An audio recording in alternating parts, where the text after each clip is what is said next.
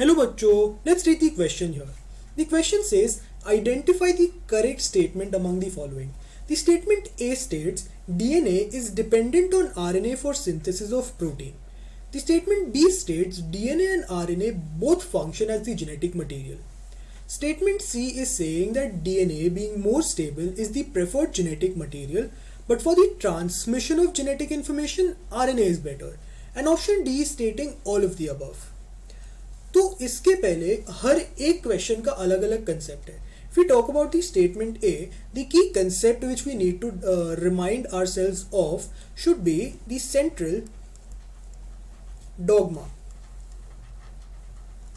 Central dogma of protein synthesis में हम लोग ने क्या पढ़ा था कि डायरेक्शन, और सेंट्रल डॉगमा हमको बेसिकली क्या देता है, direction of flow of genetic information. Basically आपका जेनेटिक इंफॉर्मेशन कैसे फ्लो करेगा ये हमको सेंट्रल डॉगमा देता है. सेंट्रल डॉगमा क्या कहता है कि डीएनए से आपका इंटरमीडिएट आरएनए बनेगा एंड आरएनए से आपका प्रोटीन्स बनेगा. तो डीएनए अपने आप भी रेप्लिकेट कर सकता है. ये डीएनए से आरएनए बनने के प्रोसीजर को हम कहते हैं ट्रांसक्रिप्शन,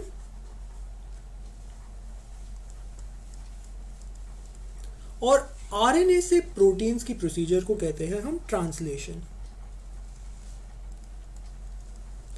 तो अगर हमने सेंट्रल डॉगमा ढंग से समझ लिया है, we'll come to know that DNA directly proteins नहीं बना सकता है. It necessarily needs to pass through the RNA intermediate stage, जिसकी वजह से we can rightfully say that DNA is dependent on RNA for synthesis of proteins. तो ये correct statement हो जाता है.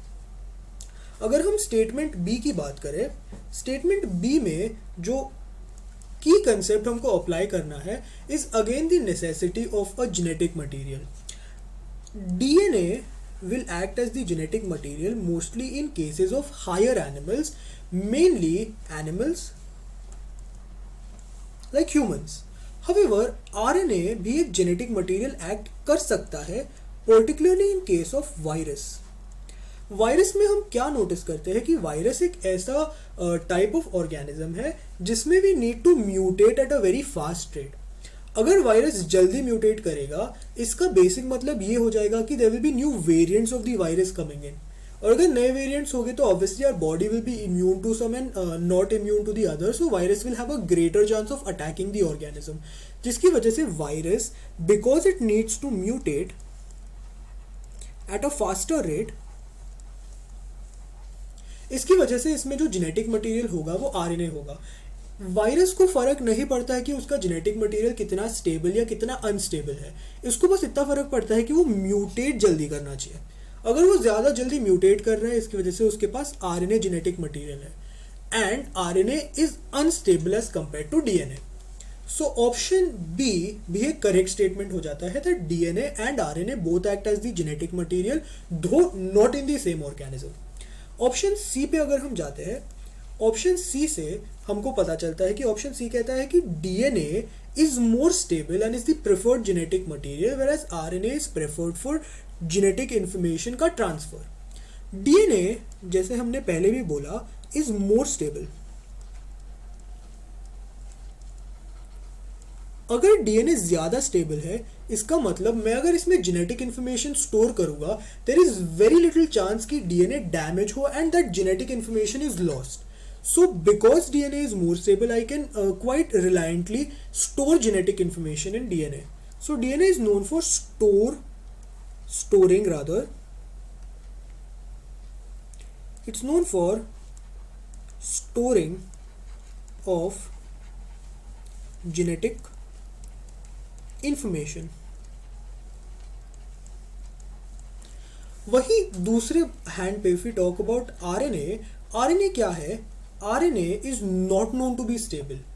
RNA में स्पेसिफिकली हम नोटिस करते हैं कि there is uracil and DNA में there is thymine. Thymine is actually evolved from uracil. Thymine का अगर हम केमिकल स्ट्रक्चर देखने जाए, it's nothing but same as uracil, just that इसके 5th कार्बन पे there is a methyl group, so it's called 5 methyl uracil. So thymine is known to be more stable as compared to DNA. Secondly, RNA is known to be single stranded, so there is one strand, जिसकी वजह से maximum cases में complementary base pairing is not known, whereas DNA में necessarily 2 strands रहेंगे. And yes, complementary base pairing DNA में necessity है, जिसकी वजह से DNA is known to be relatively more stable as compare to RNA. तो अगर RNA की बात करें, it is less stable,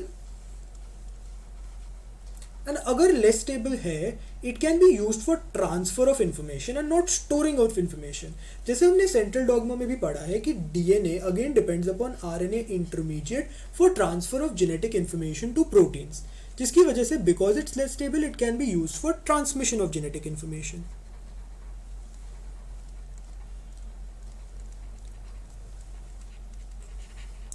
because it's less stable, transfer of genetic information इससे हो सकता है, स्टोर ऑब्वियसली हम इसमें नहीं कर रहे हैं. बिकॉज हमने देखा कि स्टेटमेंट सी भी सही है, सो इस क्वेश्चन का करेक्ट आंसर हो जाना चाहिए option D, that is all of the above. तो अगर हम समराइज करें कि हमने क्या देखा, हमने एक एक स्टेटमेंट को रीड किया, वी डेसिफर्ड देयर की कंसेप्ट. जैसे स्टेटमेंट 1 का सेंट्रल डॉगमा, स्टेटमेंट 2 का वी नीड टू आइडेंटिफाई कि DNA और RNA किस किस में प्रेजेंट है और किस में नहीं है, एंड ऑप्शन सी का बेसिक है कि कौन ज़्यादा स्टेबल है और कौन नहीं है, जिससे हमको पता चला कि तीनों भी स्टेटमेंट्स दिए गए करेक्ट है, जिसकी वजह से option D, that is all of the above, become the correct answer for this question. I hope you understood this question well. Best of luck.